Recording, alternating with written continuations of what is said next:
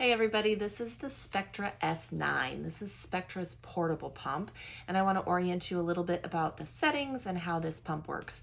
Like with any portable pump, these tend to not move as much milk as your primary pump. So the Spectra S1 and S2 that are blue and pink, the Spectra Synergy Gold are considered primary pumps. They have bigger motors in them to more efficiently move milk. This is a great little portable pump, but it tends not to empty as efficiently or well as those bigger primary pumps. And there's a couple reasons for that.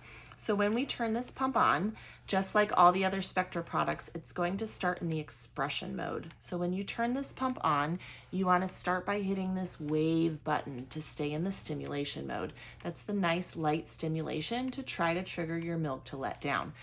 The vacuum is how hard it sucks. Do not suck your brains out your nipples when you're using these pumps. We really don't want to be maxing out that vacuum, as that can cause damage and collapse your milk ducts, which won't empty your milk as efficiently. So do keep that massage gentle to be able to trigger your letdown. Once you start to see your milk flow, you'll hit that wave button again to go to your expression mode. This is what will actually pump your milk. And again, keep that vacuum comfortable, strong enough that it's moving and emptying your milk, but not so strong that it causes any pain or damage or swells or pulls your nipple too deep in. Now, one of the reasons why this pump is not as efficient as the other Spectra products is because this one, you can't change how fast it cycles in the expression mode.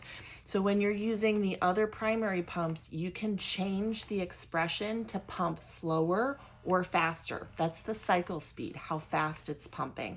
So this one is preset for you. So you have a massage mode, which is preset for how fast it pumps. And then in the expression mode, it's also preset to 1 speed.